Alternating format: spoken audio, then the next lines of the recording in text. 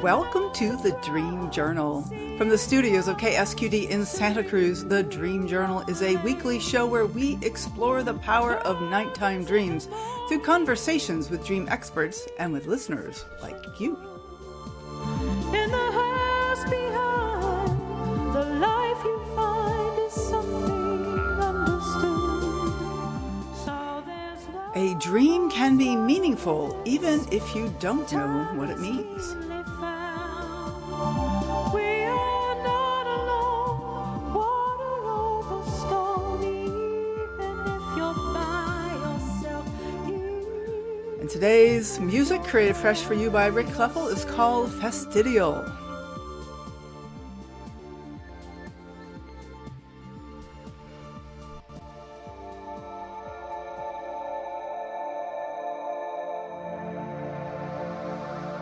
The spirit of dreaming in Shakespeare and beyond.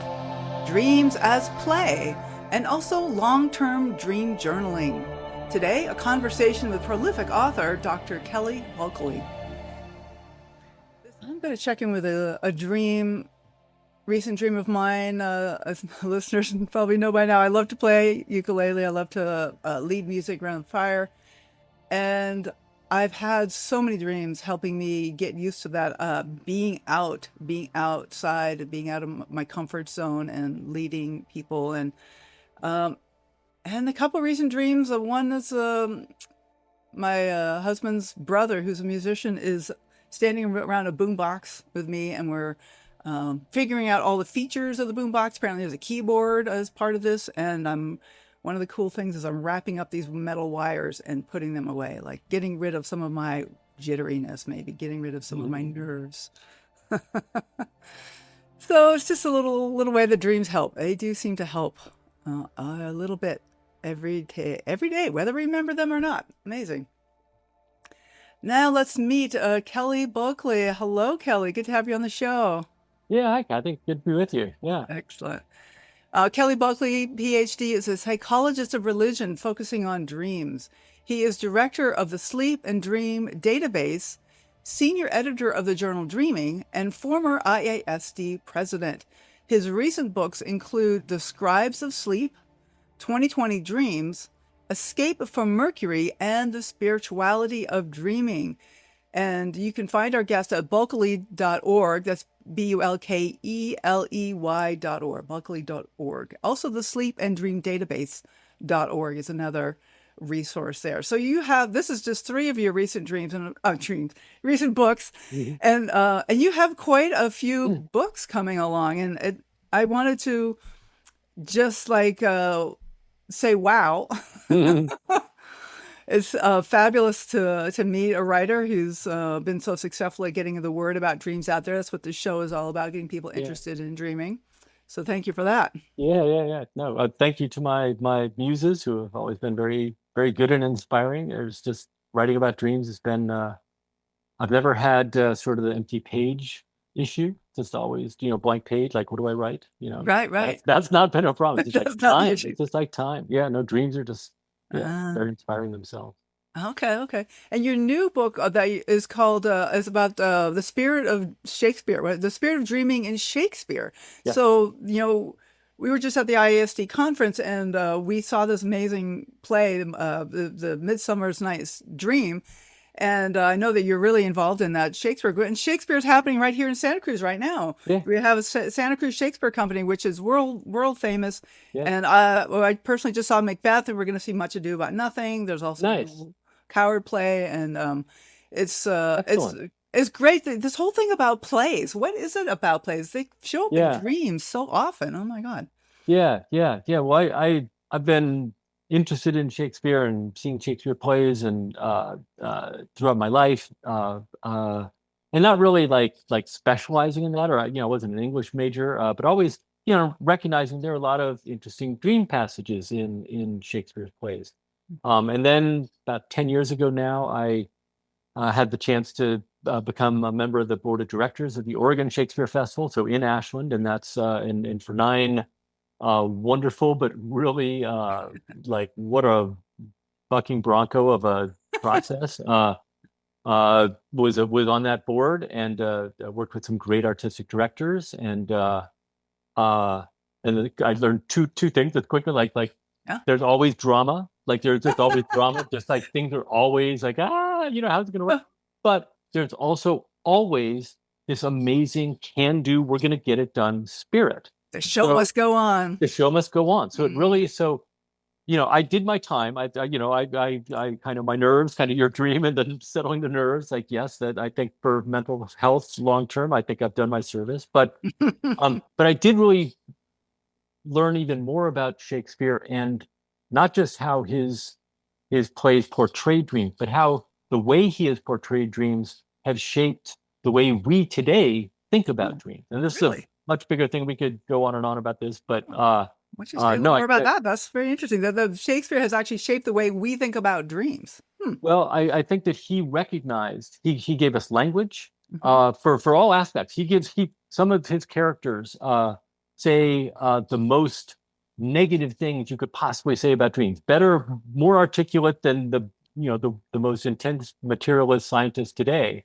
But what's interesting is Shakespeare will not just have characters say these things, but he'll give a lived context and elicits an audience a question like, so why would a person say that at that time? Why would a person, when someone tells them a dream, say, that's stupid, you're a dreamer, which is what Julius Caesar says when somebody comes up and says, you better watch out. There's been, throughout Shakespeare's plays, authorities deny dreams and resist dreams. So it's just, there's all sorts of ways in which we can learn about contemporary ways of our culture deals with dreams and thinks about dreams in positive and negative ways by digging into these plays. So. Right.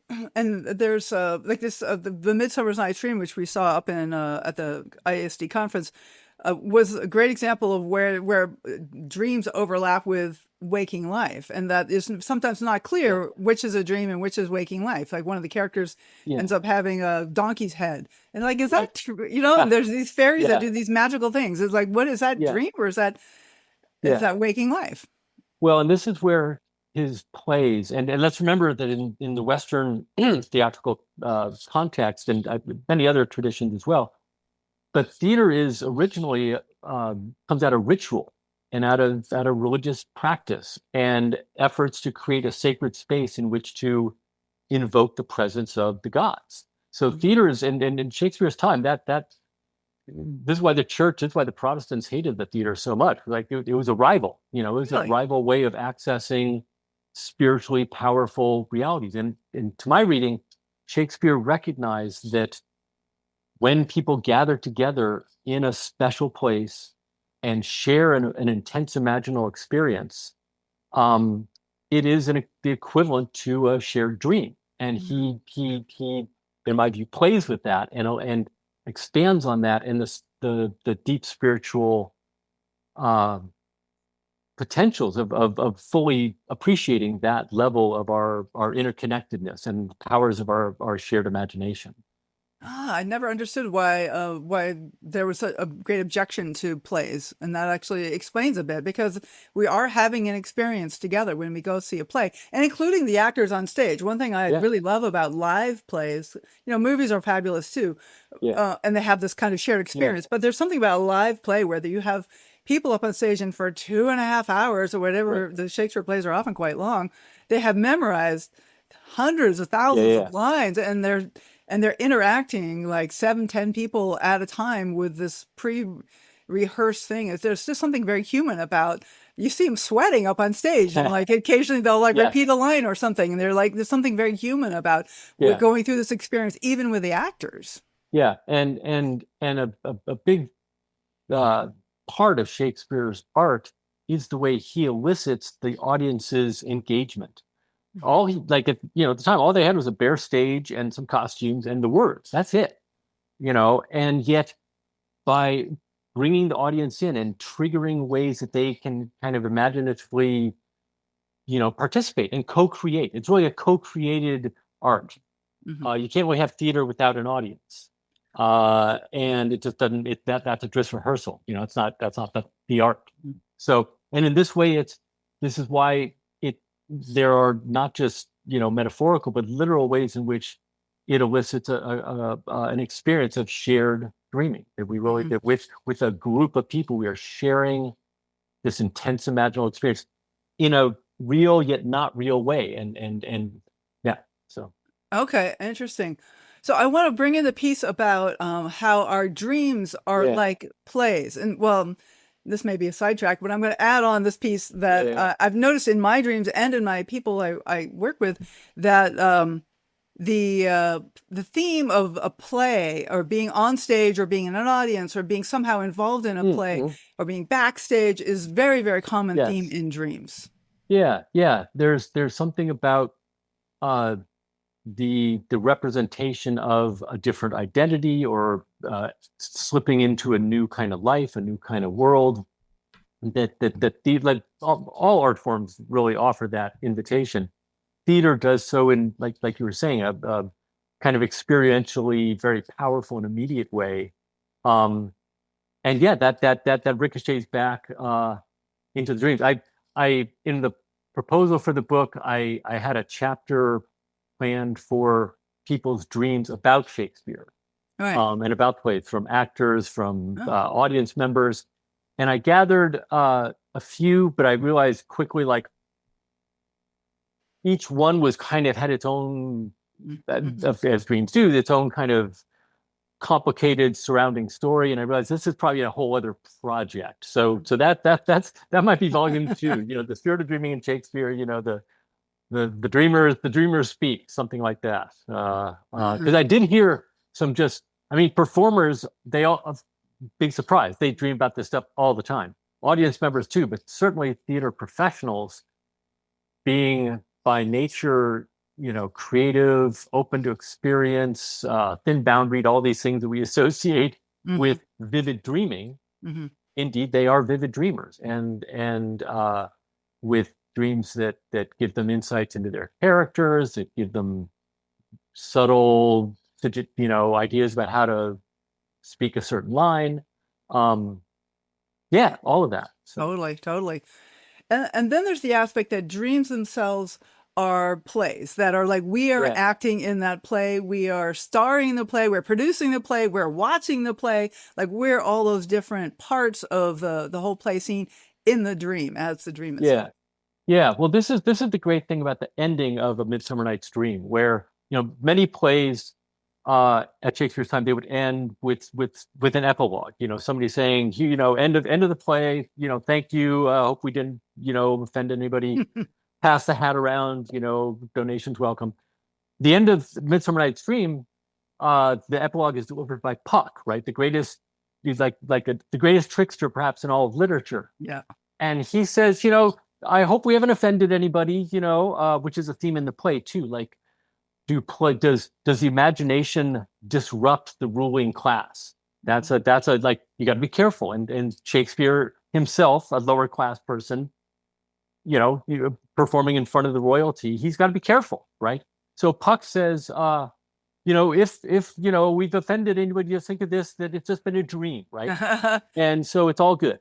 And what's interesting is that, to me, that if you take the kind of the authorities' point of view of Theseus, of Oberon, kind of the male patriarchal authority, yes, it was just a dream, and dreams are nonsense, right? So we won't be offended because it was just a dream. Plays, theater, it's not real. It doesn't really matter, right? But that's Puck, right? That's Puck telling us that. Why should we trust Puck? Puck loves to play. Look at the fools these mortals be, right? Like, he loves tricking us, and so. To me, the whole play has been showing that dreams are actually magical and revelatory and disclosive of higher truth and higher reality. So if the play has been a dream from a dream, from a perspective that appreciates dreams, that's saying the theater and perhaps life itself opens itself up to these higher realities and truths and potentials. But Puck kind of, like, this is Shakespeare's genius, is he kind of soothes the anxieties of the haters, but also gives lots of inspiration and poetic sort of beauty in his expression of those higher possibilities. Mm-hmm. One of the things that I'd forgotten about that play is that Shakespeare very commonly will have a troupe of actors in the play, and so it's like Yes, the play right. within a play, Yeah, yeah, and yeah, yeah, and those are like the comic characters often because we're like, ha ha, look at us, we're yeah, yeah, just yeah. here to Exactly, entertain, exactly. and he has that in several of his plays. It's kind of a theme for Shakespeare. Yeah, yeah, yeah. And this reminds me of the whole thing of a dream within a dream. That sometimes you have a dream, and then is it a dream? Exactly. But then I wake up in the dream, but I'm still dreaming. Like there's, Well, and this is where Shakespeare's plays, and he drew a lot of his inspiration and actual plots and characters from Ovid's Metamorphoses, which is a classical Roman era compendium of myths that are everything is changing, everything is constantly transforming and metamorphizing in one thing into another. And this is also a theme in classical Hindu mythology. If we go back, other traditions where this idea of like a myth within a myth within a myth yeah, starts to make you realize that there's no point in trying to separate it out. It's all we're constantly shifting from one mode of being in reality to another, and the continuity isn't in the boundaries that we set between these states. It's in our own evolving selfhood. So this is why people get very. I think Shakespeare still is speaking to us because even if we don't in the modern West always have language for that kind of spiritual intuition of the profound metamorphic qualities of our reality. We like to think of things as being stable and things are what they are. And in Shakespeare, characters are always changing gender, they're changing clothes, they're doing this, right. they're doing that. It's but that's truer to life. And this is what the paradox of where what he presents on stage sometimes feels truer to life than life itself. And in that way also very much like our biggest dreams Right. that can feel just hyper real. And Right. and yeah. We're kind of skirting around this whole idea of that reality is also like a play, and that there's a certain dreamlike quality to reality. And last week's podcast with Paul Levy was all about the idea of Yeah. reality as a dream, and it just really blew my mind. And Yeah. apparently it blew my public's mind because one of my reels went viral with it. But there's something so if you haven't seen that episode, check it out. Yeah. But there's something about the idea that even this waking life is a stage where we get to make choices of how to appear, how to dress in quotes, like how to be as a persona. And we choose the fellow actors, the people we're with, and we choose the plays, and like there's a lot about reality as a play. Yeah. As a Well, dream. and the constraints on how much of the dream we can bring into reality. Because this again was Shakespeare had his own challenges in terms of what the authorities would accept and what those who were most invested in kind of the political and religious and commercial status quo. And he had to work within those parameters and be careful because people really, there were severe consequences if you said something that got that offended the queen or Yikes. violated religious beliefs or something. So he found a way to kind of ride the edge of that, saying a lot. And I part of my argument is that his dream language is one of the primary ways that he connected with people kind of under the radar, but below the censor's attention. Mm. The 38 plays, there are 2 plays that don't have any dream references, but in the Only other 2 of all of this? yeah. Love's Labor's Lost and Henry VI Part 1. Huh. Other 36 plays, there are a total of 215 references. So there's a lot of, he mentions dreams, and a lot of it is just like little asides. You won't be able to dream of what happened. There's either positively, every time a man has an unexpected sexual encounter, he's like, am I dreaming or is this real? You know, like that's a constant thing. That's hilarious. Women And then, know it's real. and then yeah, and then there are also moments of horror and tragedy where someone says, "Oh my God, I wish this was a dream. This is worse than any dream I could possibly have."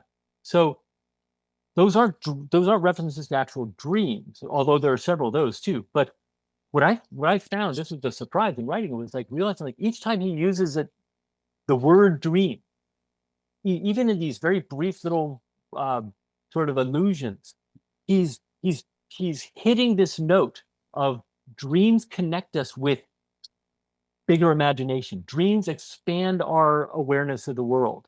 Every time he mentions like, I wish I were dreaming, this is so horrible. You know, he's underscoring the value of dreams, which the religious authorities, the political authorities were not emphasizing. On the contrary, dreams were considered evidence of potential witchcraft, of treason, of any number of heresies. So the dream discourse at the time was very cautious. And so again, anytime Shakespeare used the term, it brought it to people's minds. I think he was doing that for a reason. Right. But I think, the everyday people, so like maybe the religious people and the royals or whatever, were discounting the dreams. And yet maybe the everyday people were more connected to that earthy reality of Exactly. a dream.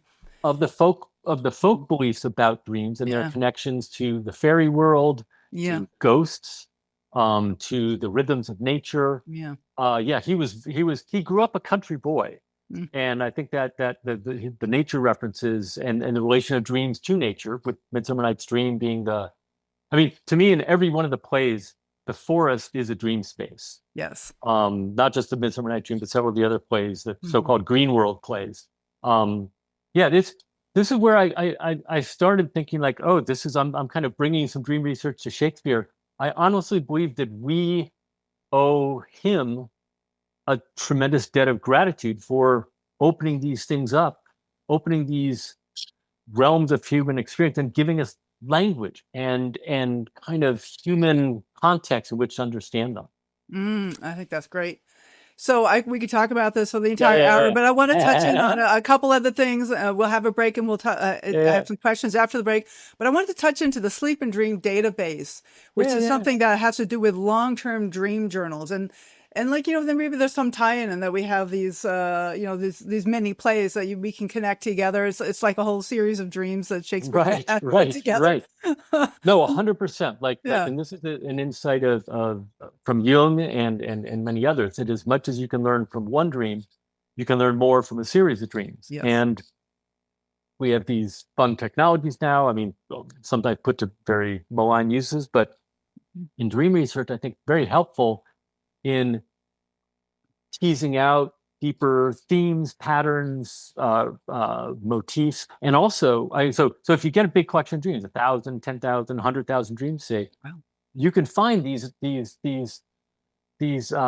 recurrent patterns that really do reflect, the simplest level, they reflect people's waking life concerns, the things that the people, the activities, the situations that you care most about reliably are reflected in dream patterns over large stretches of time, which is interesting and relevant. I myself, being interested in kind of the spiritual and religious and sort of yonder realms of dreaming, something like the Sleep and Dream database, to be able to collect large numbers of dreams, enables us more precisely and efficiently, in a way, to find the singular dream, the anomalous ones, the big dreams that and then to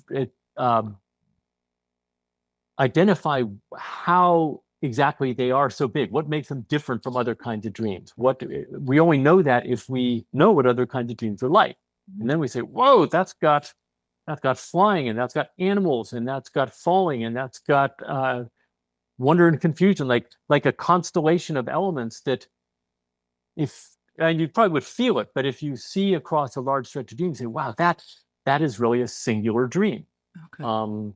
So it doesn't answer all questions, but I think it creates these kinds of analyses using these technologies can create a wonderful foundation for then deeper qualitative explorations. Right. So it's interesting that there's like these singular dreams that really stand out, and I have found I have those that are very precious to me too, and that have Yeah, been very meaningful, and I'm also very interested in series of dreams, yeah, and then how they evolve because right, like the whole stage theme for me, right. like I've had dreams where there's chain link fence and I can't get up on stage, and then Yeah, there's another dream where I'm on stage but I can't remember the words, and then there's another dream where I'm having a great time right, singing. And so like these are, you might say they're all stage dreams. And right. yet there's for me there's an evolution, and sometimes I go Yeah, backwards and forward. And I like to yeah, focus on like the way they evolve. yeah, But yeah, there's yeah, people like, Bill Tumhoff, who also was on the show a while ago, who has this idea that people's dreams don't really change. And yeah, I yeah, guess if you look at, stage dream, another stage dream, yeah, okay, well, it's the same dream. But for me, they're not the same because there is an yeah. evolution. Yeah, yeah, yeah, yeah. I know Bill very well. I respect his work, draw upon Yeah. it all the time. On this one, I'm more sort of in your camp of seeing changes amid the continuity. I definitely see the continuities, and which is amazing, and strong evidence that dreams are not meaningless nonsense. Like Bill Domhoff has helped us make that point, I think, very clearly to the broader scientific community. And if they don't accept it, then that's just bias at that point. Yeah, they're just ignoring But evidence. Mhm. but the change, and this is where I've referenced the Elsewhere dream journaling app, where there's some features that help people look at characters, say, over a stretch of dreams. And yeah, you see like it changes, but in this dream they were like this, and that dream they were like that, and then you see, but then I had another dream in that setting, but they were doing something totally different. The tools are emerging to enable us to pick up on those kinds of um, sometimes difficult to discern, but nevertheless meaningful and important shifts and changes and developments in our dream lives. Yeah, every dream is. I mean, a recurrent dream is, at least in my experience, always has lots of new, different, weird things along with the recurrent theme. I barely ever have exactly the same dream Mm-hmm. multiple times. Yeah. Right. And there's exactly. Oh no, well, so I think darn, I lost it. Yeah. It'll come back again. But so what is the sleep and dream database? This is like Yeah. a database of dreams, or is this Yeah. a place for people to contribute their dreams, or what is Yeah. The database is a collection of research surveys. It's primarily it's not an open for like anybody to contribute to their dreams. I mean, contact me. We talk about it. We work something out. In part for because I just want people to be comfortable and know what they're getting into. But it includes research surveys, anthropological reports, historical sets of things. The Elsewhere dream journaling app is more of the kind of what I'm involved with, and I'm a lot of people sort of leading the charge with that.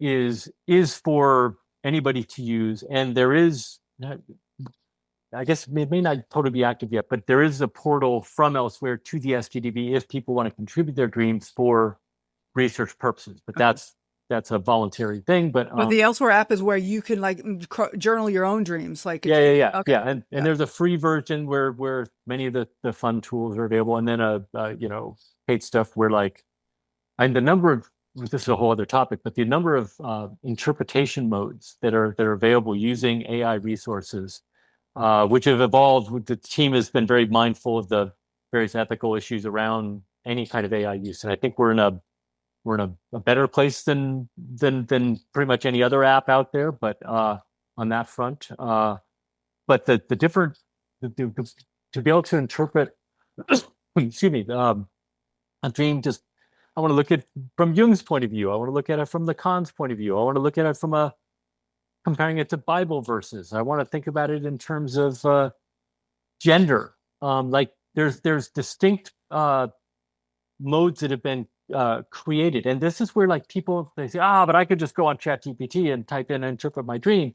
Like Oh my gosh, you're going to get such nonsense out. These are like this team, the Elsewhere team has like tested these things, written really, really, really careful, and I've written a couple of them, so I can say like I'd like to these on mine, informed by actual text. I wrote the Jung mode, and I wrote maybe the spiritual mode, and maybe the Freud mode. So anyway, so this to me is like opens up access to dream knowledge in a really radical way, and so I'm excited about that. So where that's all going to go. Okay. Thank you. This is fascinating. So my guest today is Kelly Bulkeley, and his webpage is bulkeley.org. Am I getting that right? Yeah. Bulkeley. And that's KELEY.org. And we're talking about dreams as play, as well as some things about long-term dream journaling. And we will have more after the break. I already have a few questions that were submitted over Instagram for me to ask you, Kelly. So get ready for that. All right. And we always do get into the good stuff after the short break. All right. And I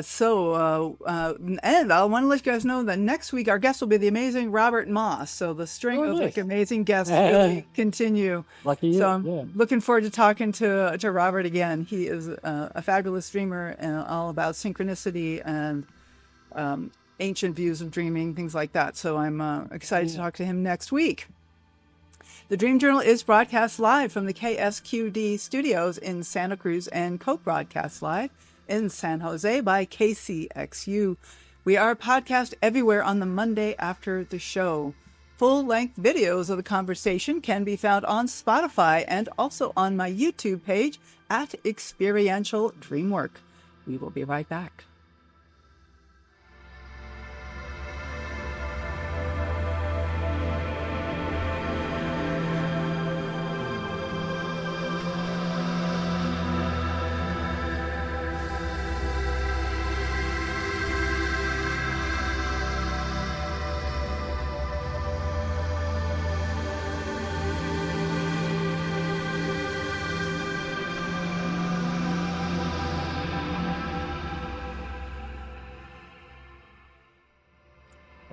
This is the Dream Journal, and I am Katherine Bell of Experiential Dreamwork.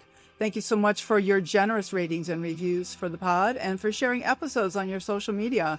To help us spread interest in dreaming, follow us by looking for a hashtag The Dream Journal and at Experiential Dreamwork on your favorite social media. But most importantly, consider telling your friends about the show. You might just find your next dream sharing buddy.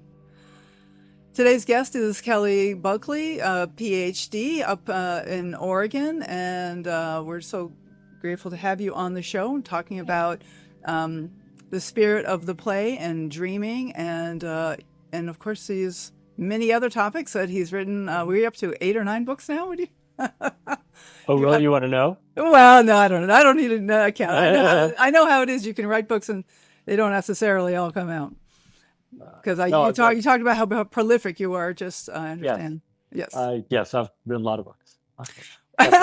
Lucky me. Yes. That's great. Well, I wanted to say that one of the questions that I got on Instagram for you, which is of the books that you have written, which ones, as in parentheses, which one holds a special place for you and why? Yeah. Well, probably Lucrecia the Dreamer. Which came out in 2018, and that felt like only I could write that, or somehow. And you're going to get Robert Moss on next week, so he wrote a chapter in one of the Secret History of Dreaming book, a chapter about her.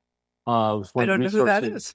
No, she's to my view, she's sort of the qualifies like the patron saint of dreamers. She's the young woman who lived in late 16th century Spain. There's a fascinating Shakespeare connection here. That's a footnote in both books. I won't talk about now. But her father was a minor official in the court of King Philip, who's the ruler of the greatest empire in the world, the most holy the most Catholic king, I think was his title, uh, uh, and she was a poor, illiterate young woman, but was a dreamer and gained a reputation in her neighborhood as a big dreamer, which was a bad thing. Again, one of these times in a situation where like that was a really bad thing. Mm-hmm. And her father really said, no, cut it out. She had a prophetic dream about an illness to the royal family, and that was just like, that's dangerous. That's witchcraft. So, but then some priests got interested, had heard about her, and worked out a deal. Her father was traveling a lot, so they worked out a deal where the priest could come to her apartment right near the Plaza Mayor in Madrid and record her dreams each morning whenever she had them and woke up. And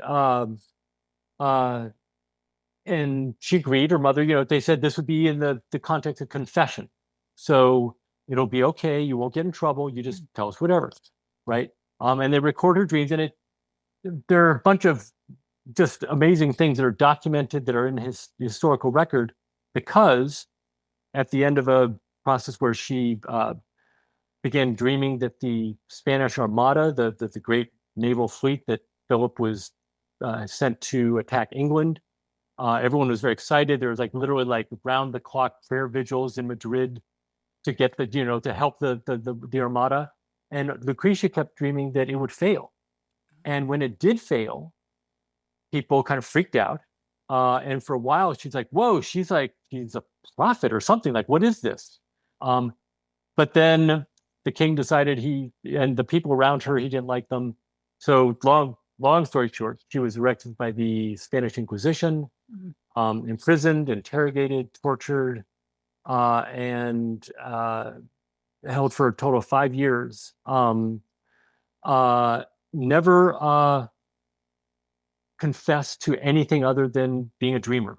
Yeah. So she was given every opportunity to confess to something. So anyway, we know all this because those damn inquisitors, they were really good record keepers. And so I went to the archives in Madrid and read the transcripts, and there's a bunch of translations, a couple translations of the work of those dreams in English. But I went to check them out for myself. I know those Spanish.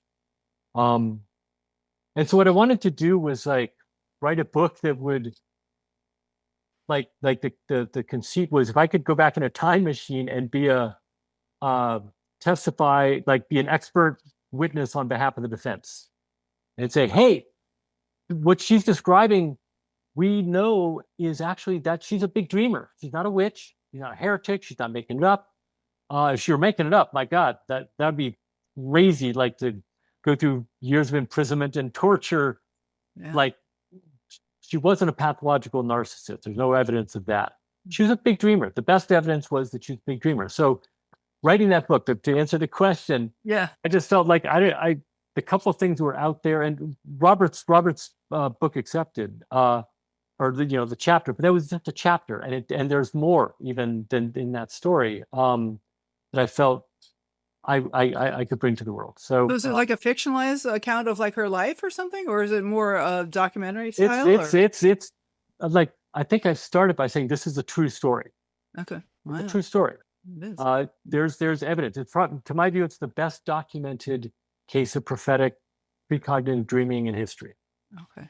And the most consequential, in the sense that, like, if the king had listened to her, they might have saved themselves some trouble. But of course, what king is gonna listen to an illiterate teenage girl, right? Not gonna happen. Man, that whole thing about precognitive dreaming, like it causes all kinds of problems. In terms of like our view of reality, the nature of like time moving in one direction. But if we have a precognition of what's happening in the future, then it doesn't only move in one direction. And and how do we? It seems to be an eternal challenge. How do we accommodate that capacity of our human nature with our political and social structures that seem to always feel threatened by that kind of power, that kind of capacity? So, but it doesn't get any better if we just pretend it never happened. So part of it was just like, I wanted to, really wanted to tell that story. Right. Oh, interesting. Okay. So, and when did she live? She was born in 1568, and we don't know when she died. She was what did they do? She, after 5 years of imprisonment, which is rare. Like usually, like the Inquisition is like they, you're if they've got you, they consider you Mhm. guilty. But they couldn't. They knew they might be wrong. They knew that Mhm. she might be a prophet. And I think that's why they just couldn't. They kept wanting her to confess. That would make it easy, but she wouldn't confess because she, in my view, she was telling the truth from the beginning. Mhm. So finally, she was exiled. Her parents were just ruthless. Her father wouldn't take her in. She was sent to spent a couple years in a leper hospital, and then we don't know. We don't know what happened. Well, the parents probably afraid because if she was in such Oh yeah, persona non grata, they could be prosecuted too, and lose their homes and all her, that. So her father was quoted in Inquisition records as saying, as telling her, like, "You keep dreaming like this, I'll turn you into the Inquisition myself. You know, stop." because it's scary. It's scary to the idea time doesn't proceed linearly. I mean, I've had one or Yeah, two precognitive yeah, dreams, and it's kind of some of them are like, yeah, I don't yeah, know, yeah. maybe. But then recently I had one that was just out of the blue, and then a week later, I had this really intense thing happen to me, and I'm like, oh, I think it was like preparing me or something. Mm-hmm. Um, Where our minds are always thinking about time. You know what? In awake, why do we think that would stop when we go to sleep? You know, so yeah, but she wasn't like calculating the Navy's chances of success or something. As far as we know, she wasn't well, like reading. She didn't have access to information about that. It was it's. I mean, it okay. was. This is interesting. It's. I mean, not to the like. It goes beyond what we can rationally fathom. But it was a small community. She worked in the palace for a time. Mhm. She was like the fourth nursemaid to the king's third son kind of thing for 5 months. Um, and and her home was a apparently a lot of relatives and friends and neighbors would come in and chat. It was a very oral Mm. community, and people knew stuff. It was like living in Washington D.C. or something, like a capital city. Like people But talk. small with a lot of people with And so small. I don't think that means that she. I just think that she had an amazing. She was an amazing dreamer, and Uh-huh. she, she could pick up on things that were happening, and she realized like, hey, maybe this isn't going to work out as well as everybody wants. I don't know. That's Okay. Well, shows that then we. there's the aspect maybe like Shakespeare that she's really very intuitively understood human nature, and so she could tell things weren't quite going right. So, well, that's different because you started out by saying this is like evidence for a precognitive dream, and you're like, no, you feel like you're backtracking a little bit. Just saying. Well, I give the evidence as it is, Yeah. and precognitive in the sense, like the first, like when she first got going, the priest first says, "We want to do this recording with you. I'm going to send in one of my young priests." Uh, and after a month, the young priest takes all the dream records that he'd recorded of hers and burns them. Oh, Burns them. And the older priest said, "What the hell? Like you were going?" He right. said, "She told a dream where it describes my monastic cell, which nobody has seen. Certainly not a woman. Okay. This is not. This is like I." So I freaked out. I burned it. And the older guy said, "Get back in there. This is exactly what we're doing. Like this is like that's what we got here. So Okay. ride with it." Interesting. So she had some kind of something that I don't think can be accounted for rationally or in a sort of conventional cognitive way. But there's also it didn't come out of nowhere Mm-hmm. either. So yeah. Okay. Interesting. Wonderful to me. Just she her courage in staying true to her conviction that she was telling her dreams, and there's nothing wrong with that. I feel is like that's that qualifies for sainthood in my dream theology. So Right. And this is called Lucretia, the story of Lucretia? Lucrecia the Dreamer. Lucretia the Dreamer. Okay, great. Well, I want to switch gears here and Yeah, talk yeah, about this library for Jeremy Taylor that you've yeah, been yeah, yeah. assembling. And this is a project you've been working on for a while, and you're getting closer and closer to completion. Like, tell us all Yeah, about it. Like, where's it going to be? yeah, yeah, yeah. What's going to So be in this it? is this is here where my wife and I lived in a town called Estacada, Oregon, about an hour outside of Portland, southeast, so in the foothills of Mount Hood. And when Jeremy passed away, of course, many of you know Jeremy and his works, and passed away a couple of days after his wife Kathy died, and in helping Tristy, their daughter, sort of settle, their house and all their things, we arranged that I would take care of his books and his journals, which I was happy to do, even though I didn't know what I was getting into. And when I went to the house with the some guys in a moving truck, like, oh my God, I don't think Jeremy ever threw away a book in his life. There were when the moving truck, I think I've weighed at some point on the ride up here, is 15,000 pounds of books. Wow. So and his journals, which I'm taking care of, and so yeah, so I've got a bunch of my own books, and other people have been, when someone passes away, or there's a couple of people when they've moved and they've been collecting their dreams for a long time and they don't know what to do with them, or schools don't want them, Jung Institute doesn't want them, and I say, well, don't throw them away, please. So I've, much to my family's sort of dismay, I've been just kind of piling up boxes and collections of things, and over the years, and so now finally we have a space, build a standalone structure that will be a long-term archive for these materials, and for other things that hopefully will come along, I can make this available. And yeah, and we'll have some gatherings there. The Elsewhere Dream Animation Film Festival. We had our third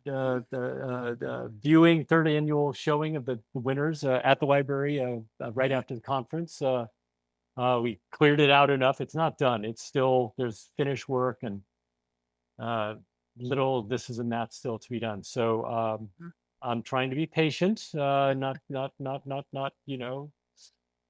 just let the people building it are neighbors or local craftsmen, craftspeople, and are doing it's just spectacular. Really, really beautiful space. I'm very excited to be able to share it with people. Have some gatherings there. Get to my own work. Like in the first instance, it's just going to be kind of it's where my books and my desk will be, and the cats, if I decide to let them in there. There's so disgusting. I may not, but I'm still thinking about that. Choice, the cats. Yeah, but yeah. Well, ISD yeah. will be back in Ashland at some point. We've been at Ashland 23 and 26. We Yeah, don't I know hope when so. it's going to be 28 or 29 or something. We'll be back in Ashland and maybe I'd love it. be ready by then to. Oh my gosh, yeah. Well, yeah. Hopefully we'll be doing some things next year. And I do, like, at some level it's kind of a piece of performance art in a way, like a dream, like something dedicated to dreams like this exists at all, and for anywhere. And to just have a space for dedicated to our favorite topics. It's just, something I've been looking forward to. So knock on wood, fingers crossed, keep it all going. It's built with a lot of wildfire sensitivity, good perimeter, materials, metal roof, all that. Well, we do live in wildfire country, so yes, absolutely. That's something I worry about. But, at this point, the whole world is wildfire country, but yeah, wise to be conscious of that. Well, Jeremy Taylor was an amazing influence on a lot. He's a lot of the dreaming. He was one of the founders of IASD, I understand, and he was. I like to think of him as the Johnny Appleseed of dream teachers, and that he would go around hosting dream groups all over the country and inspiring people to start their own. And my attending one of his groups in Santa Cruz back in, must have been late 90s or something, was the start of me really getting excited and forming my own dream group. And it really got me started with dreaming.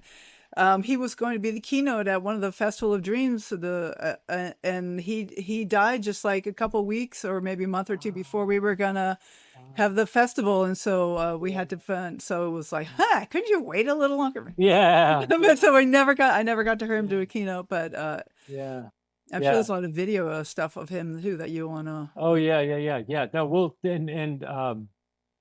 there's a lot of stuff that's in storage that I really want to get out, because there were there's some awards that he'd been received, gifts that people had given him that I want to really honor. I mean, a lot of people, he touched so many people, and I feel a real responsibility to among other things make this a place where his teachings and kind of the spirit of his work can be preserved and still kind of people can still enjoy that and learn from it. And yeah, and he not only had books, dream books. Of course, he had a bazillion dream books, but he had amazing, like probably the biggest topic of books that he had, or subject, was mythology.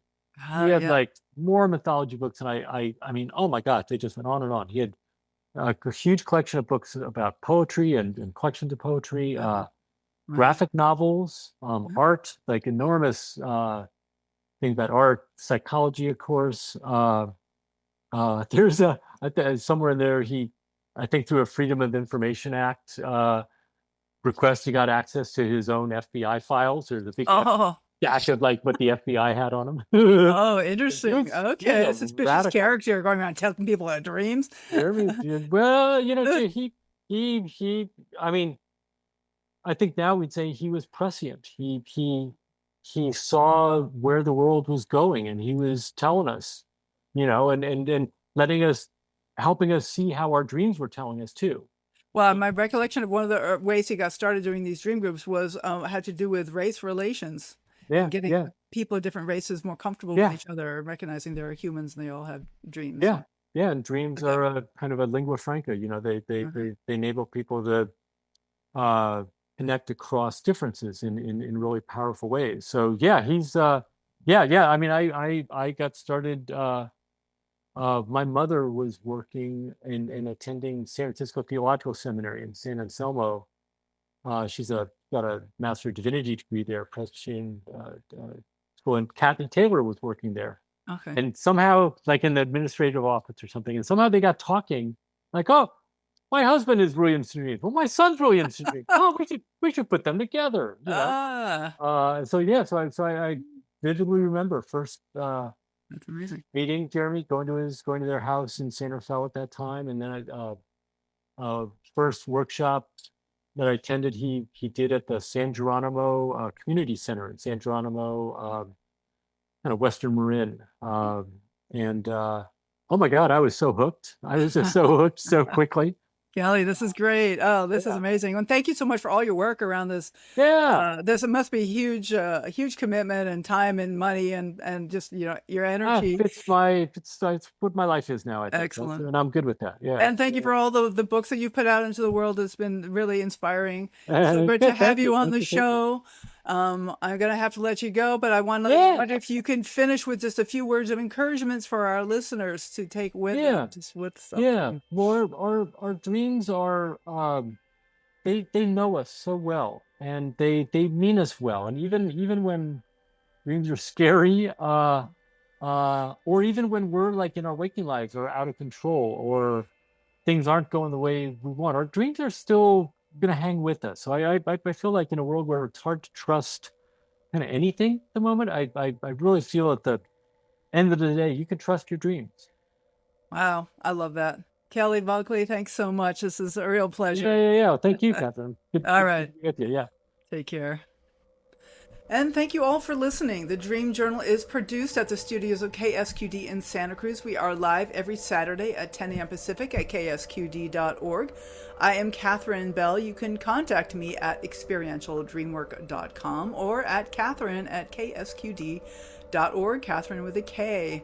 Keep up with the shows on Facebook, Instagram, LinkedIn, and especially on YouTube by following at Experiential Dreamwork. I'd like to thank Rick Kleffel, engineer and music creator, audio editing by Suki Wessling, phones by Eric Nelson. Intro and outro pieces are both by Mood Science. And tomorrow morning when you wake up, take a minute to write down your dream and bring it to the next Dream Journal.